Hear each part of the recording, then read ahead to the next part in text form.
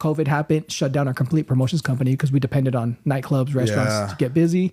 And with that shut down, we really didn't have any revenue coming in. So for most of 2020, we didn't do anything. We kind of just sat and waited for it to end.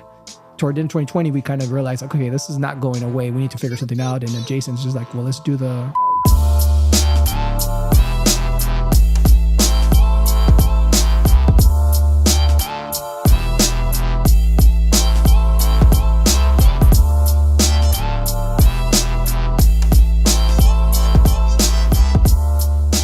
What's going on, everybody? So on today's show, we have Sergio Norzagaray. I think I said it right. I may not have.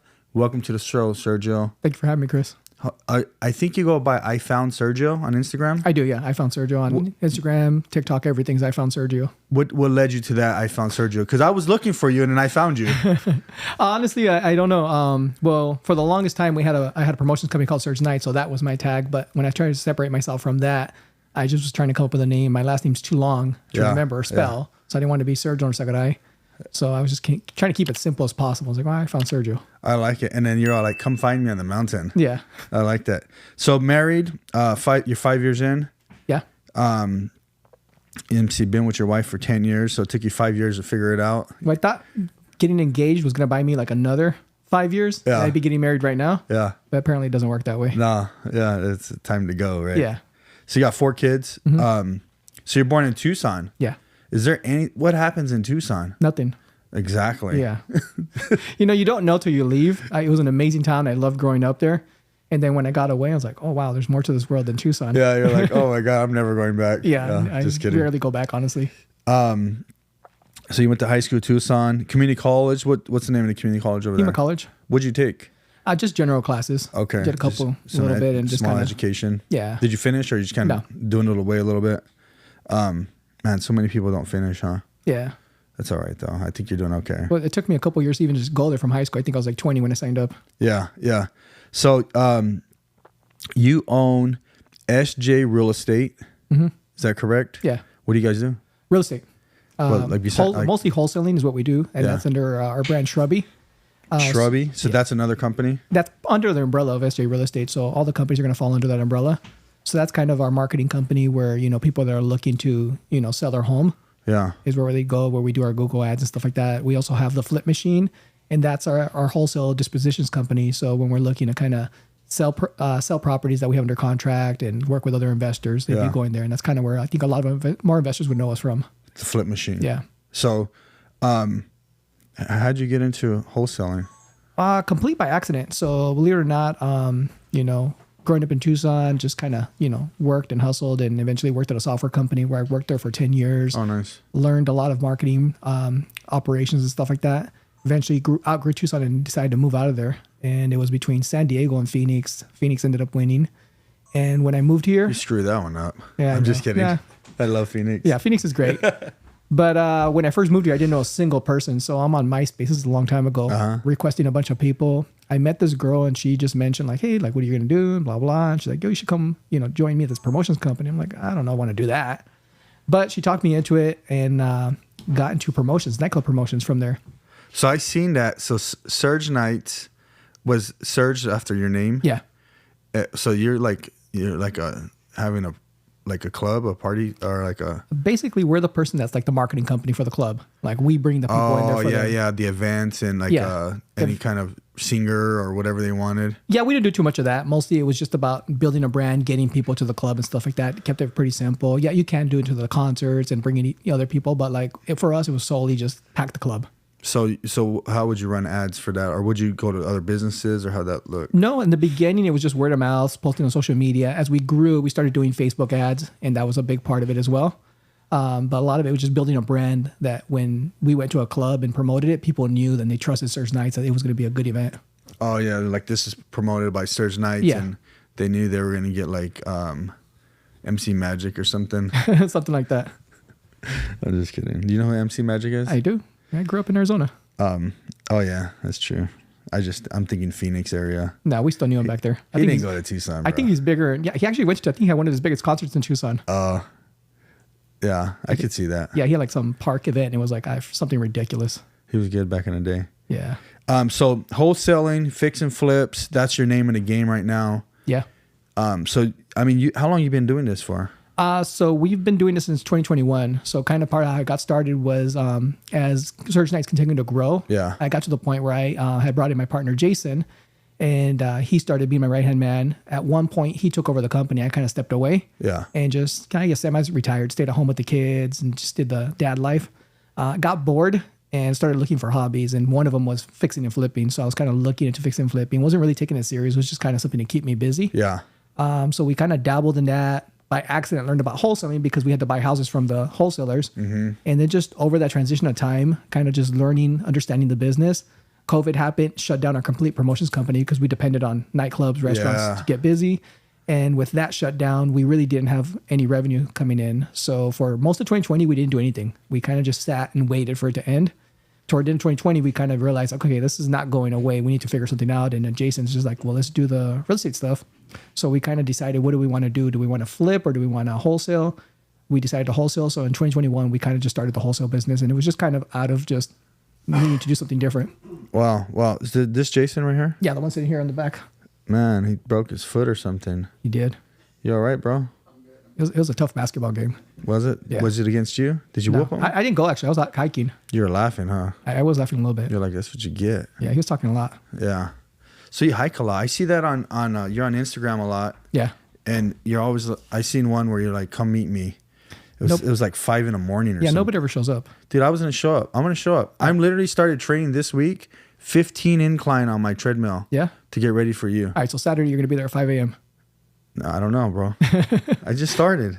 You're going to hold up airing this for 6 months? Is it an easy trail? It's not that hard. Don't kill me. 30 minutes up. But that doesn't, the length doesn't mean it's the incline. What's it? Is it straight up? It's a tough trail, but it's not like, I see kids up there. That don't mean nothing, bro. Look, at the other day I was gonna die like a little girl. No, I take my kids up there, and little girls are strong, but they are. Yeah, I was just saying. I actually seen little 8-year-old girls up there, and it's like, wow, they're killing it. Well, Yeah. they get used to it. They do. Everybody, boys and girls. Like, I seen pregnant ladies walking up that mountain. I seen guys with like kids on their back. Yeah, see, I don't want to go get dusted. Yeah, I need to practice a little more, huh? I don't know. I'll slow down for you. What mountain are you I going? normally just do Squat Peak. I pretty much go there every Saturday. Okay, yeah. Are you going up there, bro? He went once. Are you acting twice. like, hey, is he acting like his foot's broken so he don't have to go back? I told him the first day, I think you're faking it. But I guess legit, he is hurt. He says it was a fragrant foul. That's funny. So your passion, is that like a passion for yours, hiking and fitness and stuff like that? I mean, kind of. I mean, I like to stay fit. You know, I have 4 kids, one being 4 years old. So I realized that I'm going to be 60 when he turns 18. So I better stay fit. Yeah. But a lot of it was just, again, out of necessity. I used to go to the gym every morning.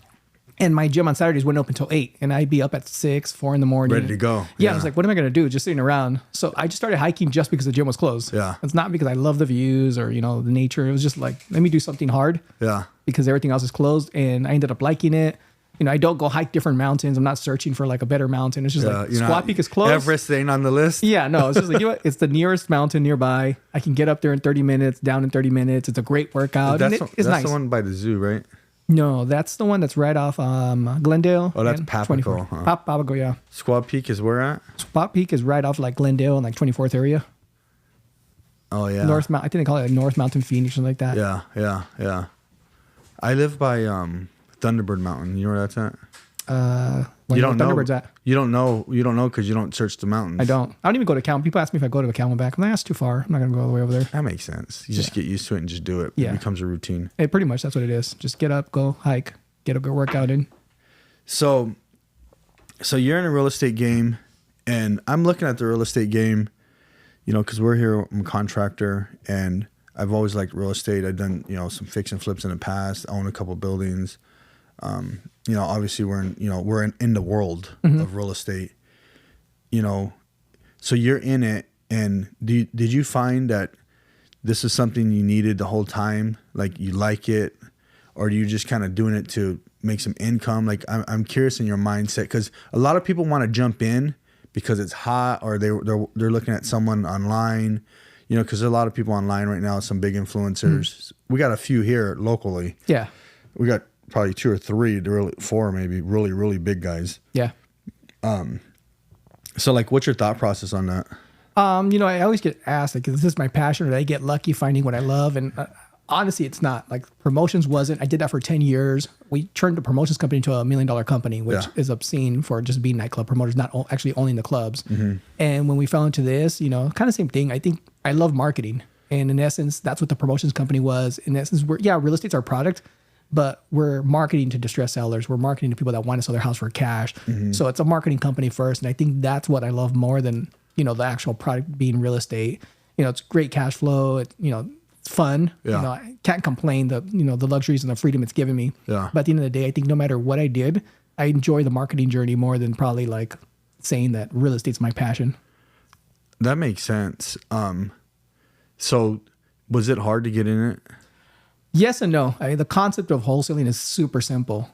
Find somebody who wants to sell their house for discount, assign it to an end buyer like yourself who maybe might be an investor, and but the actual finding those people, connecting those dots and getting all that stuff. That's the work. That's the work. That's the ugly part. Yeah, that's where, people quit because it's like, well, it sounds easy in theory, but then actually getting into it. They're like, I called 10 people and I can't get it. Right. So who does the phone calls? Do you guys got a system? We do. And I think that's one of the big things that we did early on is we systematized really quickly. And we have cold callers overseas. They do they do the grunt of the cold calling, right? Which nobody really wants to do. Yeah. And then out of those cold calls, they get the motivated person. And I wouldn't motivate it, is kind of a, relaxed term, but they want to have that conversation about possibly something. They're not just telling you to kick rocks. Yeah. So then our salespeople in-house in Phoenix, they follow up with that person. They have that conversation. And maybe, out of 100 calls, they may get 2 interested people that really want to, go the full journey and possibly sell their house. And then from there, we go through the next process, which is finding the sellers that want to buy the house, dispositioning it, and making our money on the assignment. I like that. So what, if you don't mind me asking, how many houses do you average, like say a year? Right now we're averaging maybe 15 a month. That's pretty good. Yeah. So not too bad. I mean, I don't know what's good or bad. I mean, I hear some other people that are doing like a lot, but to me, that's pretty good. It is pretty good. Yeah. I think that's more than higher, the higher side.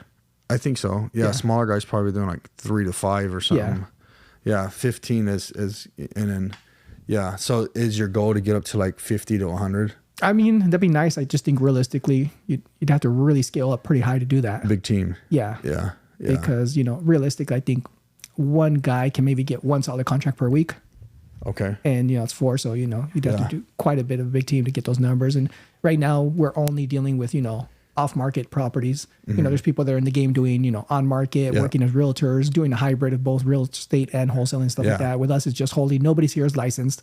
We're all just cash buyers and investors. Yeah, I met some guys, a company the other day. I want to get my kids into it. And so I went and met with one company, and most of them were realtors. Yeah. That are looking on MLS, locking them in. I feel like it's a scam, but I don't want to talk bad about them. But no, it's just on market. It's on market marketing. I felt like what they were doing was because they're locking them in, and because I like wholesaling, I like it's that fix and flip. Like I like all that stuff. I just didn't like their process. Got it. They're basically locking them in. What they would do, like, so every email I get the emails.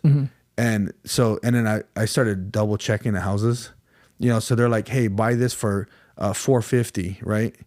And I'm like, I look at it, the old listing, and it was like $450. You know what I mean? And they went and locked it up for $4, turning around and selling it to me for the same price that the owner would have sold it to me for. Right. But that's the name of the game because there's not as much on the market right now, right? Yeah. Yeah. So that's the only part I don't like. Did I just put people on blast? No, I mean, there's just people just, do things differently. And, I think one of the things that we always try to do is really hold integrity with the process that we're doing. I think when you're licensed, it's a little bit harder to kind of play a fair game. If you're coming, you're supposed to have their best interest, and you're not really doing that. So I think there's a flaw in that. Yeah, yeah. And so you're looking to leave some meat on the bone for your potential buyer of the wholesale. 100%. Because if I sold you a property and you don't make money on it, well, first of all, you're not going to be happy. Yeah. Number 2, you're probably not going to buy another property from me. No, it's true. That's what was the downfall, because I went and met with them and I was like, man, this sounds cool, right? I could teach my daughters, more so my oldest daughter. And, but I just didn't like the theory of the whole thing. Once I started digging into it, and I was like, well, I'm not going to work with those guys. Yeah. So I'm going to go find Sergio. No, this is why I'm looking at it. Like, I talked to Rafael, I'm talking to you. I'm just trying to learn it. And that way other people know, like, hey, these are your options. Right. You know, there's people, and what I learned is there's people wholesaling different ways. You know, that's their way to do it. Right. You know, that's their bread and butter. They're making money at it, however that looks, and yours is, you know, probably a little bit different. It is, yeah. And I think it's also the buyer. Every buyer's different. Yeah. You know, you, for example, you're probably not going to do any of the work yourself. You're going to contract it out, right? Yeah. You know, for a person that's actively working on a project, he may need a smaller margin because he's not going to pay contractors. That's true. So every situation is a little bit different on who's going to do it or what you're going to do with the end product. You may be keeping it as a rental. You're willing to pay a little bit more because you're going to sit on it long term and just offset some taxes. Mm-hmm. Versus needing to flip it, you need a little more meat on the potato. Right, to make some cash. That makes a lot of sense for, you know, people listening. Is, you know, they got to look at it like from the point they're at, not necessarily, you know, just because like maybe they learned from a class or something, it's one way, but that way may not be tailored to their needs. Right. You know, so that makes sense. So how does one learn those needs? Is it hooking up with guys like you? Yeah, I think YouTube has so much free information. Yeah. So for the people that don't want to do the kind of on their own, you know, research, podcast, YouTubing, which we did a lot of that. Yeah. Yeah, you could just pay somebody to teach you. You can go work for somebody and learn the ropes. Can we pay Sergio? Do you pay Sergio? Are you taking money or not? I do sometimes. I don't do it very often, but once in a while, like He's when like, people ask, he's raising his hand back there. He's like, I'll take the money. we'll do a class here and there when people are kind of reaching out. We don't like overly advertise and say that we do that, but when somebody's really interested, and I think that it's something that they can actually do. Yeah. Then yeah, we'll do it, because a lot of people, you know, they'll pay me, they'll try it, and they're like, well, Sergio's telling me something that doesn't work. Yeah, And you got to find out. Especially if their heart's not into it or they're not willing to put in the work. Yeah, and then I have a bad name. People saying, well, he, you know, told me some BS. So do you eventually want to start some kind of sales training in that world, or you kind of just, like you said, like just keep doing what you're doing? Right now, keep doing what we're doing. I'm not opposed to it, right? You know, there's good money in education. I know some of the guys that do that make way more money than I do. They make more money doing the training than the actual business. Oh yeah, 100%. Yeah. And almost at a point you start looking at your business like, well, that's a waste. do that or do this. Well, that's the loss leader. Yeah. That's the draw. It is, yeah, because you have to have a real business. But some people just quit the business if you're making so much money. I mean, you're making like $10 million a year doing education. Like, you know, why even have a business when you have no risk on education almost? Mm-hmm. But right now, just growing it, getting where we need to be, building a rental portfolio, so stability for some long-term wealth. And from there, you know, kind of see where we go. I know my partner, Jason, he wants to be a contractor eventually. So he wants to actually build developments and kind of do a lot of building. So that's his passion. Maybe you can talk to him a little bit after. You don't look like a builder, bro. This is Bob the Builder. Are you good? You handy? Super good. Okay. I just built my house, bro, and I got my butt whooped. And I've been building for 20-something years. Damn. I'm remodeling my house. It's been 2 years and it's not done yet.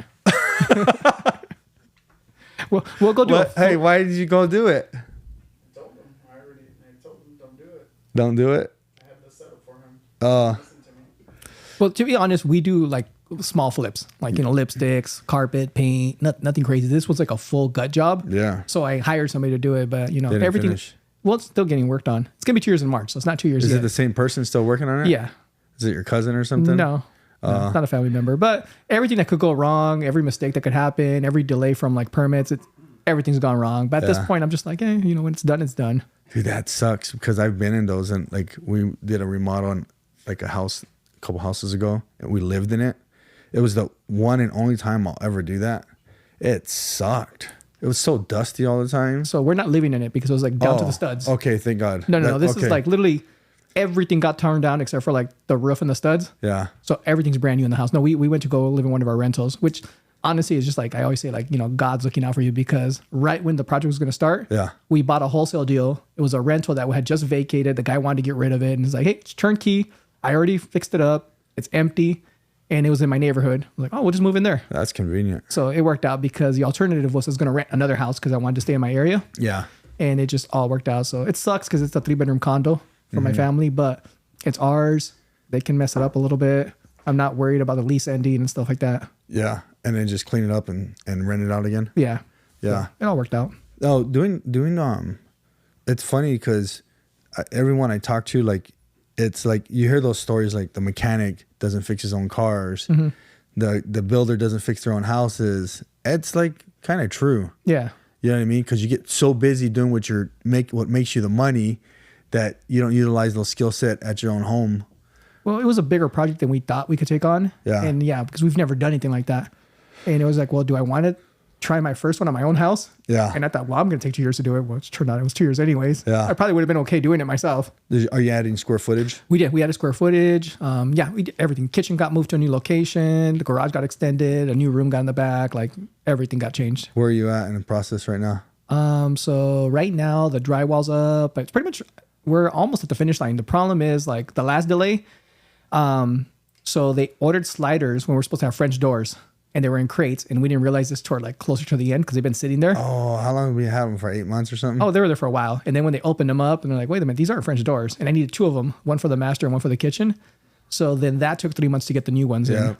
And then we actually, while that was delayed, I added some new windows and changed some of the stuff. It's like, well, it's already late. Might as well just make some changes, right? Yeah. So those showed up a few weeks ago, and they were all white. And they're supposed to be black. Black.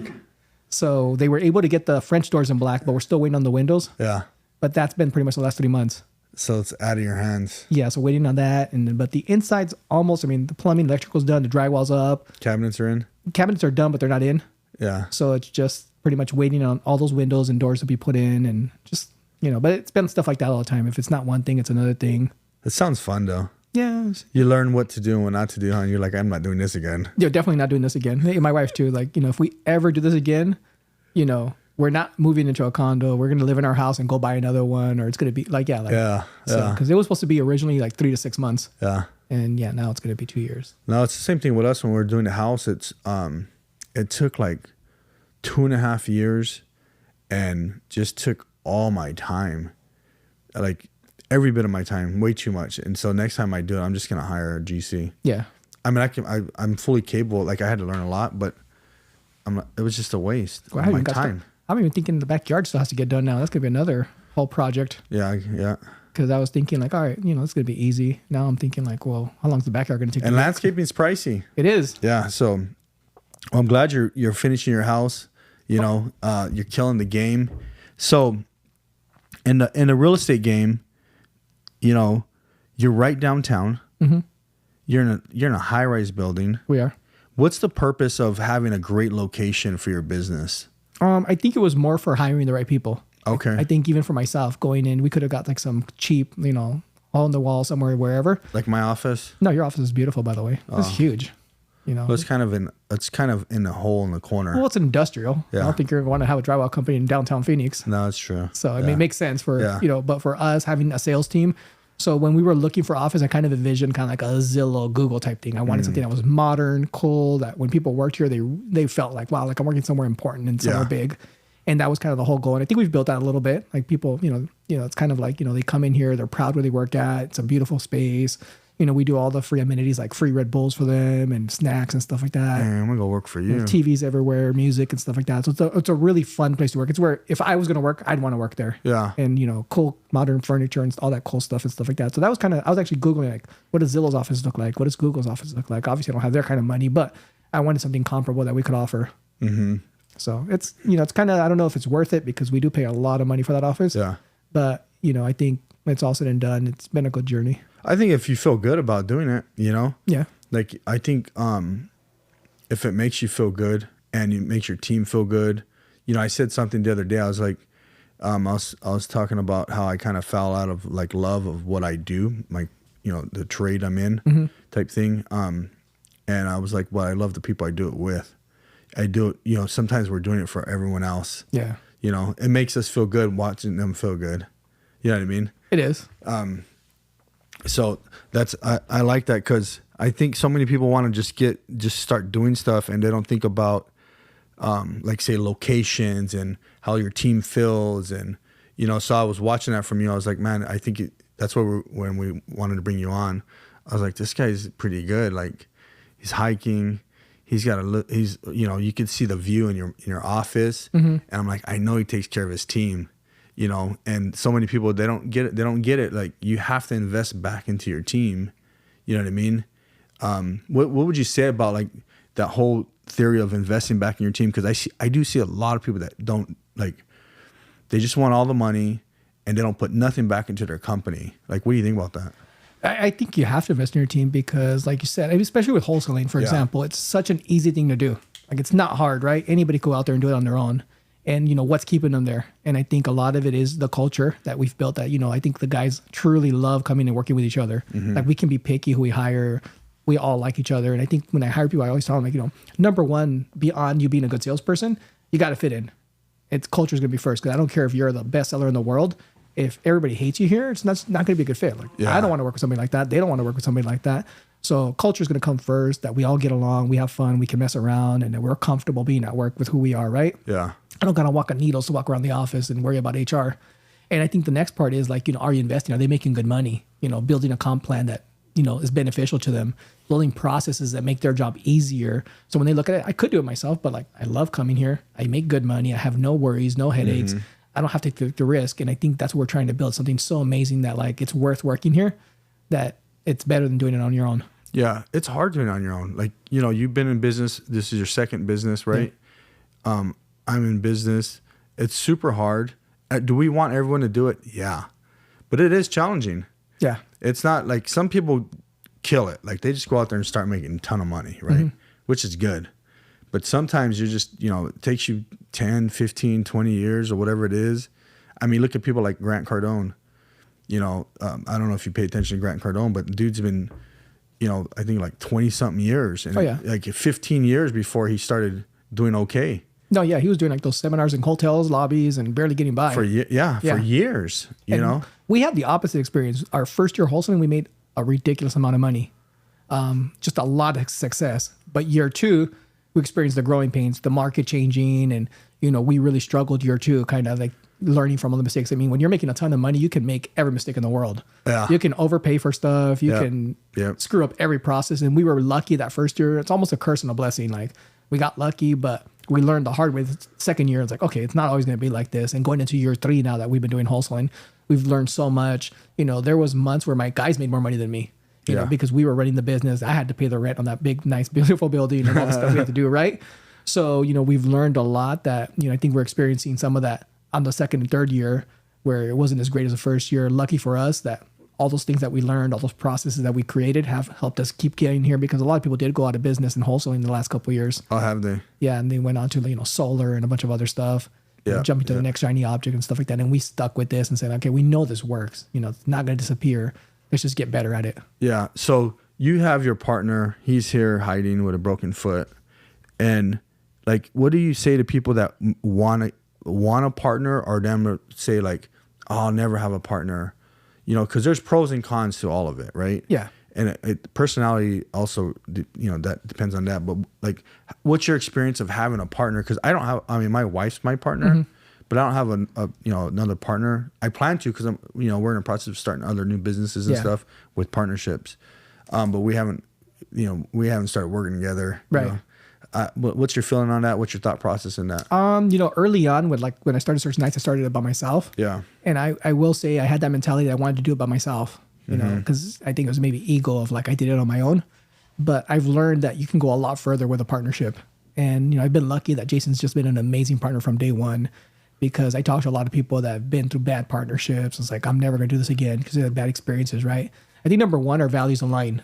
We're both very similar with our values. Now, outside of values, we don't really like, he likes different music than I like. He likes to do different things. Like he's over here bike riding. I'm over here hiking. I wake up at 4 a.m, go to the gym. He's never going to do that. He's waking up at 10. Yeah. But, outside, those things don't really matter, right? Because our values align so much with how we look at money, how we want to grow the business, how we care about people, our integrity. Yep. That all aligns. It's kind of the same thing with like relationships. Me and my wife might not like any of the same stuff, but our values really align when it matters of how we feel our roles should be in the relationship and stuff like that. That makes sense as you're saying it, because you see, like, it's the same thing with my wife is our values align, but then you watch other people. And like my wife and myself, we'll go to church, both Christians and stuff like that. And even when you get to like religion or politics and two people trying to make it work, it don't work. Yeah. It becomes a fight, or one doesn't go to the other one's families, or the other one's things, or you know what I mean? Mm-hmm. And that makes it real difficult for the partnership, the marriage. It is. And that's what it is. Marriage, partnerships is almost the same thing. I kind of joke with my wife and Jason that they're almost the same person sometimes, because their personalities are really similar. Oh, man. So like, I go home, I deal with the same thing at home, and then I go back to the office and I'm like, damn, like, even the little things of the way they like their food and just little things like that. I was like, same thing. That's funny. But our values are just really identical. So I think that's put us through a lot because we've had fights. We've had of course. blown outs and don't agree on stuff, don't see eye to eye. And, we're never going to around everything. But, we respect each other. And I think also, and maybe, not maybe just with men, but I think in general, like we could fight and just, all right, it's over. Yeah. And, let's move on to business and stuff like that. We're not sitting here thinking about like, oh. Like, so he's not telling you he wants a divorce? No. I don't think we'll have a divorce. But it's true though. So, because I think it's, like when I was younger, I thought, don't have a partner. But as I'm, older and a little more seasoned, I think it's easier if you can find someone that aligns with you to partner with them, because it takes less stress. It takes the stress off of you of having to do so much, because you can struggle in a business and have to do so many different things and wear so many hats. When as you've had a partner, you guys can, divide and conquer type thing. You know what I mean? 100%. And, outside of our values aligning, we're very different. So he brings a lot of skills and a lot of stuff that I don't have, and vice versa. I'm more analytical. I'm more process and kind of like, it is how it is. Jason's a lot more emotional. He's a very high EQ. So even dealing with our coworkers and stuff like that and dealing with the employees, like, he's more empathetic. I'm more like, looking at the numbers. Do you like get it done or get out of here? Yeah. He's more like, hey, let's find a solution for this. And, I think we complement each other and we learn from each other. I've become a more empathetic person through him. And I think he's become more an analytical person and thinking less emotionally. So we were able to kind of yin and yang and do different things. He's very creative and thinking out of the box. When me, it's more like I'm just looking at the black and white numbers. Yeah, that's cool. You guys are pulling from each other. I think that's key because, again, if you don't pull from their strengths, you're going to end up with their weaknesses. Yeah. And then that's it. You might as well just give it up. You know what I mean? What do you say, like, because some people, sometimes you have to take back seat, in a partnership. What, and some people are so ego driven that they have to be the front. How, like, are you the person that has to be in the front? Or are you okay with taking the back? I think I've been both. I think when he partnered with the Surge Knights promotions company, I kind of realized that one of us could only be in charge. And that's why I stepped away. And I completely stepped away and said, all right, you're running the company. I'm going to be at home and kind of just, consulting and guiding and stuff like that. Yeah. I think when we started real estate, we both kind of went into it at a very 50-50. And I think for a long time, when somebody say who's in charge, we both point at each other, and neither one of us really took that role because I think both of us don't really need it. Yeah. But it's something that we're learning that sometimes one of us just needs to step up and stuff like that, and really find out which direction are we going and who's going to have the vision to go to the next level. Yeah, yeah. All right. So changing gears, I go to church. I'm about giving. I'm following politics. I'm following world news, following the wars. Like, do you pay attention to world news, wars? I do. Do you go to church? I do every Sunday. What religion? Baptist. Baptist, like Southern Baptist? I'm just kidding. You're not Southern Baptist. No, yeah, I'm Baptist. I grew up Baptist. So I went to church since I was like a little kid, going to youth groups and all this stuff. Yeah. When I was kind of like a teen, to probably most of my 20s, didn't go to church at all. And I think, around my late 30s, I started going back. I think I've been going to the same church now for close to 10 years. That's cool. What church is that? North Phoenix Baptist. It's right there on Southern. Downtown. Yeah. Yeah. Yeah. Right downtown. That's a big church. Yeah. It's a nice big church. Is that where they do the not the flea market, but the farmer's market? Yeah. Yeah. Every Wednesday and Saturday. Yeah. My kids, my wife and my girls like to go there. Yeah. We go there too. Yeah. It's pretty neat. Yeah. So that's another thing that I think, for myself and my family, my wife, my family, people around us, I try to, make sure we're interjecting our spiritual faith, not necessarily like the scripture, but the faith, the way we live, and to everyone around us. What's your thought on that? Like, because some people will say, well, I'm not going to, put my beliefs on you, or, you've heard those kind of sayings. And I really think, like, if I believe in something good and I'm like, hey, this is what God's done for me, this is how I live my life, and it's done this, this, and this, and this, and this is why, and this is what I believe. Right. I think I should tell the world. Yeah, why wouldn't you share? But some people hide it. So me, I'm like you, like I don't hide the fact that I go to church and that, my beliefs, and, I share them with my team sometimes. Not trying to push them, but at least share. These are the good experiences. My life has been better since that. Just like I quit drinking 5 years ago, not because I was an alcoholic. I just woke up one day and realized like, hey, you know what? Hangovers suck in your 40s. They're not a lot of fun. And I just said, you know what? I'm just not going to drink anymore. And, my wife at the time, I told her, hey, I'll be your DD. You continue doing your thing. Like, it's just something that I just, health-wise, I didn't think it was going to be beneficial. Yeah. But I think just through kind of showing my health journey and stuff like that, she quit drinking a couple years later. That's cool. She said I took the fun out of it too. But, part of it was that, she saw me being a lot healthier, waking up fresh in the morning, not being hungover, and just, and I think that's just kind of, you show your faith or your beliefs through example of like how you're living your life. Mm-hmm. And I think people start seeing it, sharing it throughout your journey. So you don't really have to impose it. Just really show them how great your life's been since you kind of shows that journey. Yeah. Dude, I haven't opened a can of beer for like, since I was probably 24, 25. This is like 18, 19 years. That's a long time. Long time. I've had a few mixed drinks. I have a few a year. Mm-hmm. Nothing crazy. So I haven't had any alcohol, like beers in my house, in my fridge. My kids have never seen like a 6-pack right in our house. It's crazy. Yeah. And I think that's just a good example to live, that you don't need that. And there, I think, me coming from the nightclub world, that was your life. Yeah. I didn't drink a lot, but it was part of it. Right. Yeah. And I think you start thinking like you need that to be social. And I did struggle like, hey, I can't have fun without it, or I can't talk to people without it. I can't dance, without a little bit of alcohol. So it was kind of a learning curve that you can't do all those things without it. That, you can have fun still. And like now our vacations are all dry. I'm sure you know that and stuff like that from the same thing. But it was kind of weird. People was like, oh, you didn't drink on your vacation? I'm like, no, like we had an amazing time. Yeah, you don't have to get drunk to go enjoy. Yeah, as a matter of fact, when you're drunk, you're not enjoying it. You don't remember any of it. Yeah, spending a lot of money. And you're doing a bunch of stuff you regret that. Or the next day you're in bed half the day. Yeah, or something. Yeah, exactly. But I think like that goes to show is, a lot of the world says, hey, you got to do this, this, and this. You got to go, go have fun, go party, and you have to know your boundaries in life, and what your limitations are and what you should be doing and shouldn't be doing for your future, for your legacy, for your children. Imagine, how old are your kids? 4, 12, 14, and 16. Yeah, the youngest one that's pretty young. Yeah. So, coming home drunk and they're watching you. Yeah. And then, so that's how I grew up. Probably maybe you too. Yeah. I mean, my mom would have a 6-pack after work every day. Yeah. And that's just like normal life. Yeah. That was just kind of relaxing. Yeah. Yeah. And then go to bed like nothing. Right.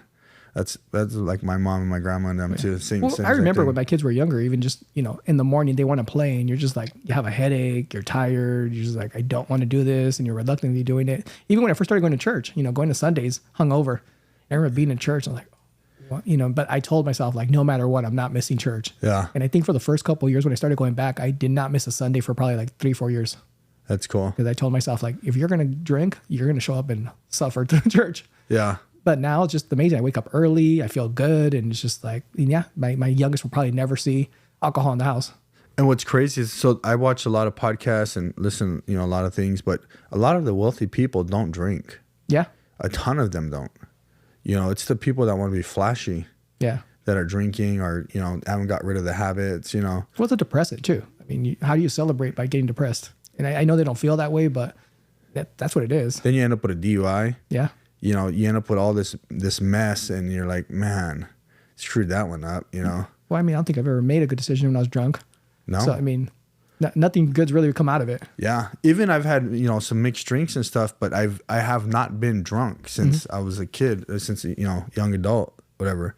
But I used to get drunk a lot, a lot. But thank God I don't no more. That's awesome. You know what I mean? So, what do you feel about, giving back, because that ties into the church world, into our, not really the church world, because I don't know if all the church world gives back, but into the beliefs, like yourself is, I like to sow seeds. I talk about sowing seeds, planting seeds, growing, helping people grow, giving back. What's your thought on that whole process? Are you a giver? I like to think I'm a giver. I think I'm still learning to be a better giver. Yeah. I think like with real estate, for example, like I've always been very open in helping people. Like if people DM me and just within reason, as long as you're not abusing the privilege, I like to just answer any questions and help people on their journey. Which, I hear some people say like they they thank me because like, I've messaged 10 people and you're the only one to respond. Yeah.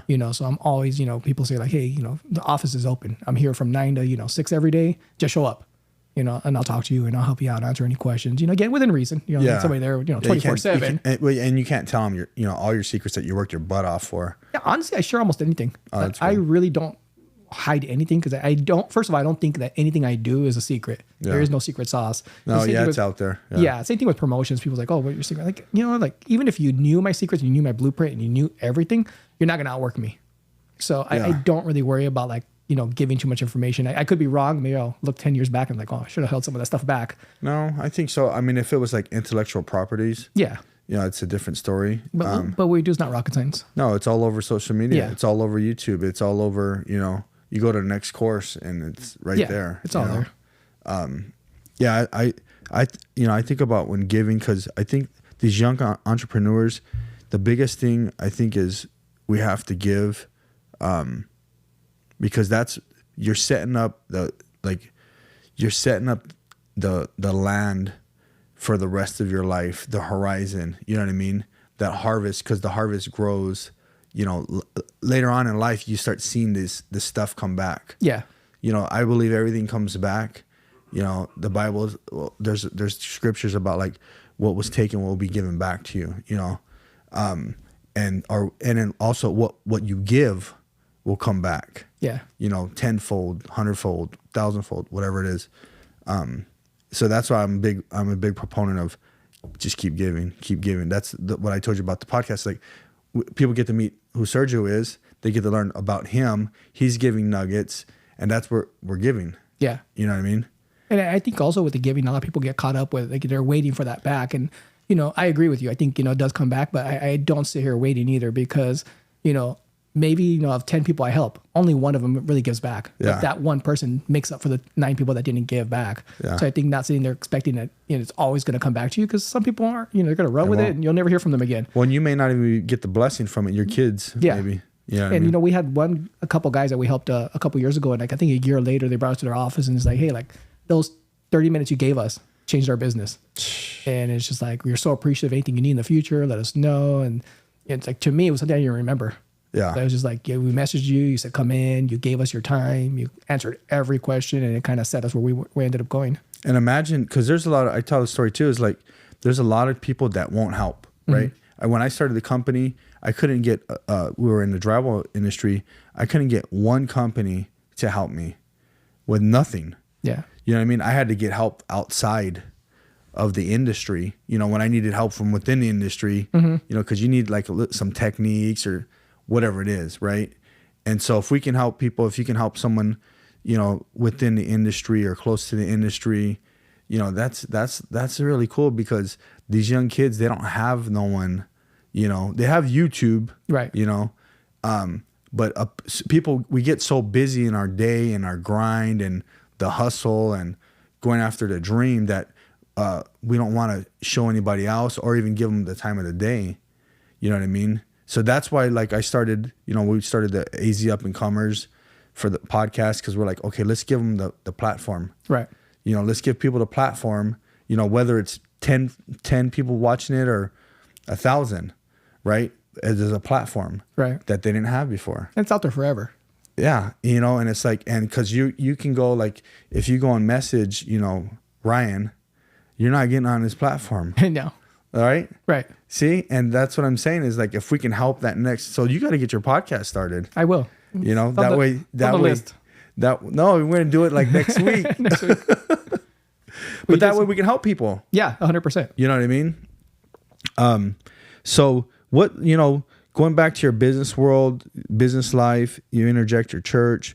What's, some of the biggest failures you've had, coming up, maybe even recently, because I think people like to learn, but I think learning from failures, helps us, Well, I think, like I said, the first year in real estate, for example, we had a ton of success. Yeah. We made a lot of money. It was new. We had success with the promotions company. We did well. We were comfortable. Like, we had great lives. But this was the difference, right? It's a brand new industry. Surge Nights, I started in 2009. I started technically in 2006, 2007, but I didn't really get the brand really going to 2009. I didn't have real success for the first couple of years. And even through that, it was a roller coaster. I'd have a great year and then everything went to hell. And then everything would go great again. And it took probably like a good 5 years before we found consistency where it was pretty consistent and we didn't have any more, downtime until COVID happened. Yeah. And with real estate, it's just like, I think month 1, we started going. By month 2 and 3, we were making 6 figures. By the summer, we hit like $1 million in 1 month. It was just insane growth. But through that, we were just, buying everything and trying everything, which, it was great. We learned a lot of stuff. We tried every marketing channel, postcards, radio. We bought special data, we bought consulting. We were just paying crazy money for all this stuff because we could afford it, right? Yeah. And we were hiring people we probably should have hired, kept people we probably, just everything was crazy. So when the next year happened and things started slowing down, the market changed, we were kind of sitting there and, thinking like, wow, we're losing money now. Like, what do we do? Like we bought all this stuff that we're not using, we bought podcast room, we did all this stuff we're not using. So we had to think smarter and really strategically. So that kind of gave us a tough lesson because we were putting money into the company instead of taking money out.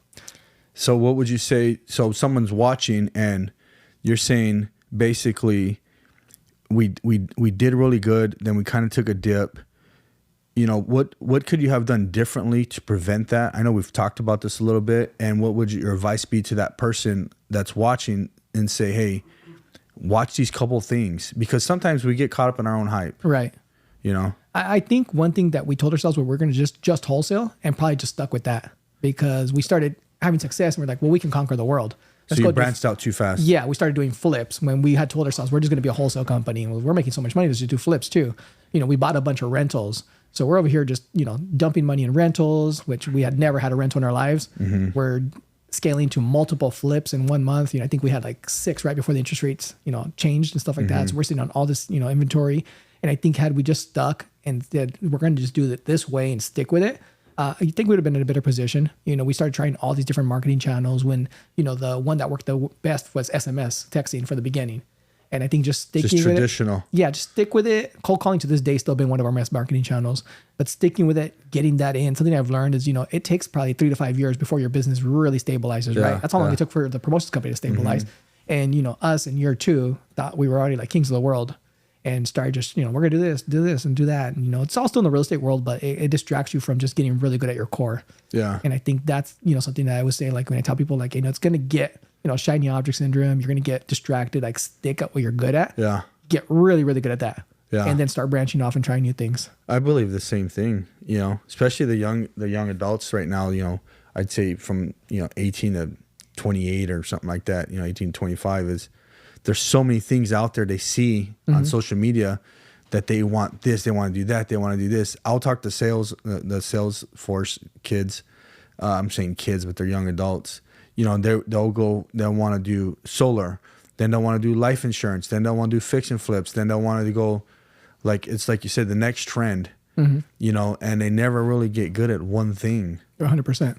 And maybe they have some small successes, some small wins, but imagine the amount of time you can put into one thing, like you said. So if you would have just said, okay, let's just do wholesaling, you're in year 3 right now, what do you think would have happened different? I think we'd have a lot more cash in the bank because we spent a lot of cash on stuff that just didn't work out. Yeah. We would have more energy to get better at it. And I think that's the key. You might have success on something else, right? It's not to say like those other things won't make you money. They will. But that time you took in to grow that, cultivate it, even if it's been an hour of your day, is time that you distracted from growing your core business and getting better at it. Yeah. And I think, sometimes you can't measure that loss because, well, I made money doing that. I made a little bit of money doing this and stuff like that. But the distraction it created, the stress it created, distracted you from your core, of getting better at your core skill. So it's really a setback. Yeah. And sometimes you don't see it that way, right? Because I made a little bit of money. I made $100,000 on that. Yeah. But you maybe lost out on $1 million of opportunity of growing your business that much bigger. And now you're stretching that $100,000 far to nothing. Yeah. Why do 2 businesses we can have one really good one? Yeah. A niche market. Yeah. I mean, everyone says it. Like all the successful people say it. Yeah. They started with one and then went on to. It wasn't until, when you start looking at a lot of these really super successful people or super wealthy, ultra wealthy people it wasn't until they got bigger, right? Till they started diversifying. Yeah. No, they were into like 10 years sometimes or more. Oh, when they're making $100 million and then they diversified. Yeah. Yeah. It wasn't like they made 2 million and then they're like, let's go do 17 things. Yeah. They got to the big money and then they're like, okay, let's now, now let's go this way, that way, that way. 100%. Yeah. Like, You know. these guys didn't have like 7 streams of income starting out. But we're like, I remember hearing like you should have 7 streams. No, yeah. Everybody You says should that, have right? 5 streams. You should have this many streams. Like, come on, dude. Like, this ain't a lake, bro. Yeah. I mean, one really good stream is really good. But eventually you turn it into 7 streams. Eventually, or yeah. 10 or if you're, Tony Robbins is like 100 or something. Yeah. But how long has he been doing it, right? Forever. Even Grant Cardone, he was doing those, seminars, Yeah. building his brand over time. He didn't say like, I'm going to go do all this stuff. Right. Yep. And I think, it's something, I think for a lot of people, that's the biggest mistake you make is like you branch out too fast or you get off track and just kind of keep your North Star. I'm going to do this really, really good. Yeah. Yeah. We've done it. We're good at the industry we're in. And I've dabbled with other small things and I'll find out really quick, like, before I start losing money. Yeah. I'm like, I don't even like this. What the hell am I doing? You know what I mean? The only thing I'm doing really opposite or like different right now is, I'm getting more into real estate and a podcast, But you've been in drywall for how long? 25 years, I bro. mean, I think you're okay. Yeah. I've been in business since 2009, you Wow. know? So, and we've grown every year. This is probably our slowest year, but we're still growing because we made some big moves. So you started in 09. You started in the downturn. Yeah. When you were saying 09, yeah, we started 09. There was no work. Yeah. So that's a lot of people would have thought like it's the worst time to start. No, we were poor. We're broke, bro. Eating noodles and cereal, and That's how you do it, right? you do what you got to do. Yeah. You pay your team first, in my mind, I like that. I think, what you're saying is very true. And people listening should know, like, find that niche. If it's wholesaling, go after it. You know what I mean? Even I have people around me that are saying, hey, do the wholesale, do the fix and flip. And I'm like, well, I got to learn one first. Right. Or buy and hold, or especially in the real estate game, you got all these different things. You got the burn method, which is kind of like a buy and hold, right? I think, and then you got, like, in the real estate game is you got residential, commercial, multifamily, industrial. You got to know what sector you're in, the market, Well, even in wholesaling, I see a lot of guys that, you got sub 2, you got seller finance, you got novations, you got traditional wholesales, you got, listing them and stuff like that. And it's just like, they're trying to even do all those things on one call and want to get really good at one of them. Right. And then add to your tool belt, but master one of them. You're over here on the phone, just kind of spitting out like 6 different exit strategies to them, confusing them. Yeah, it's true. Just get good at wholesaling. Or if you want to do innovations or sub 2 or something like that, just get really good at that. Yeah. And then add to it. But I think that's another thing that just even in the wholesale niche, there's so many extra strategies. They try to do all of them at once and be a master of all of them. That's true. What you're saying is true, because there's a lot of guys that special, like, sub 2. What do you think about sub 2? Do you are you going to eventually get into that game? We've done a couple, but again, it's not our primary strategy. I think it's almost toward the end. Number one, we're wholesalers. Yeah. And it's always going to be. We added innovations last November, I think. What's innovations? What do you mean? Innovations, basically, we're basically listing a house on the market. In essence, we're putting it under contract.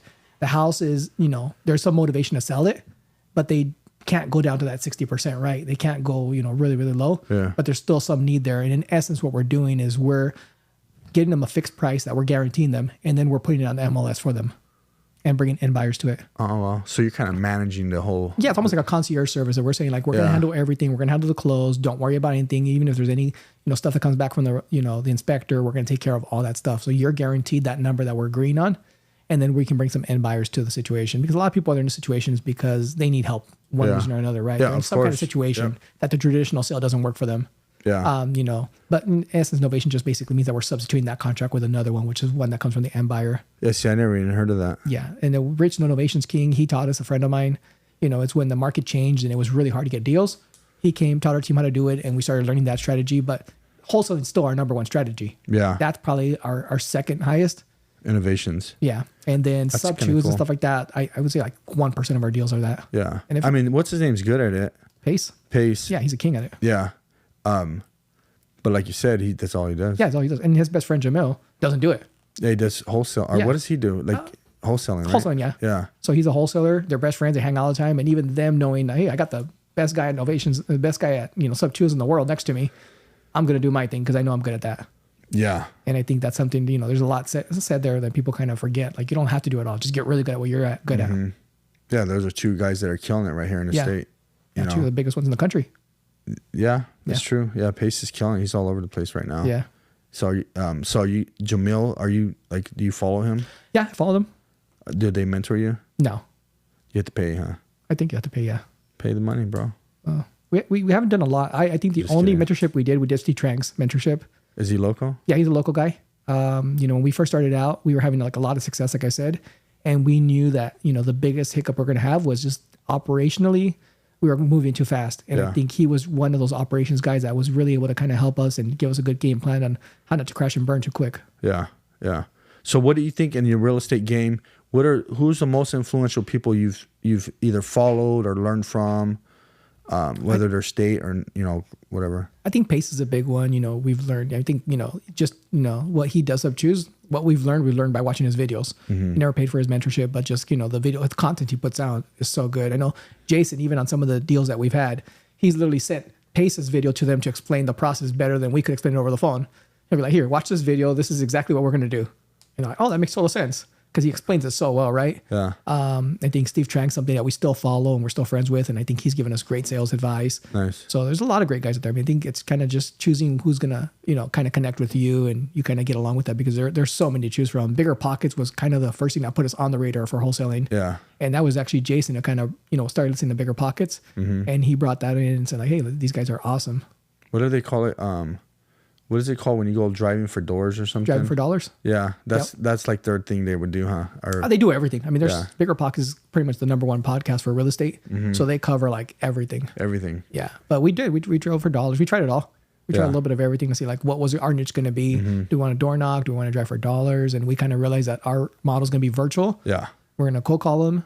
We're going to have the deal over the phone. And honestly, even if it's like down the street, we still try to do it virtually. Yeah. I like it, man.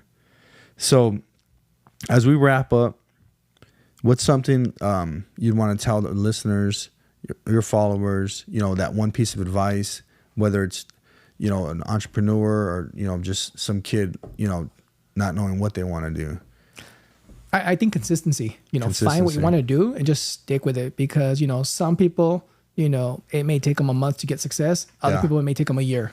Right. And I think consistency is key. And I'll tell you, like, talking about Bigger Pockets, with Jason, he's always listening to new stuff. He's coming up with new ideas. He loves shiny objects, right? Yeah. So when we're doing promotions, we're having success. He's like, hey, I heard this podcast on Bigger Pockets.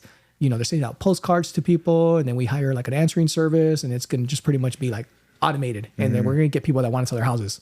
And this was like in 2017, before we got into wholesaling. Granted, we got into wholesaling in 2021. Yeah, you're new. 2017. So, one thing we've always been really smart about is being very conservative of saving money in the account, right? And not spending it all. Yeah. We pay ourselves, to this day, a flat salary, and then the rest of the money just kind of piles up there. And then we'll take draws and bonuses and stuff like that. And we'll look at every year and say, like, do we want to pay ourselves more?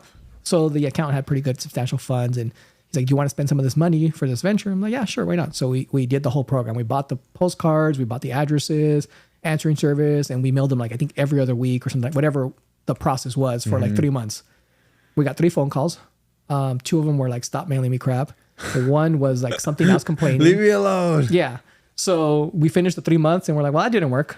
Yeah. And we gave up and we put it on the back burner and didn't touch it again until like COVID happened. So that was in 2017. Had we had success or stuck it out, you'd had 4 more years. Yeah, we'd be so far ahead. But we gave up. And granted, we had a great business that was making us a ton of money, so it wasn't like we needed it. But I think sometimes when you need the money, you're going to work a lot harder and you're going to figure it out. But that's the consistency. I think had we stuck it out, it works. I know people this day that make millions of dollars sending postcards out.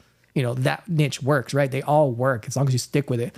We just didn't stick it out. And, had that worked out, who knows where we'd be doing today. But I think just whatever you do, stick it out. If people are doing it, they're making money, it works. Yeah. I don't care what it is. Like, it works. People are making millions off selling tacos and hot dogs because they're staying consistent with it. You've turned this huge business on drywall, right? Yeah. So it's just consistency. Find it, stick with it. You may get lucky because there is luck, right? I think anybody who's had success is not going to say there was a little bit of luck involved. We all have a little bit of luck, but it's also like how long it takes everybody. So stick with it, keep doing it, follow the process, get smarter while you're doing it, but don't give up. Yeah, I like it. I like it, man. Well, I appreciate you on the show. And for everybody watching, just like Sergio said, be consistent. Get that niche and focus on it. and just be the best. Like, that's what we want to do. We want to be the best at our craft. You know what I mean? So thank you and be blessed.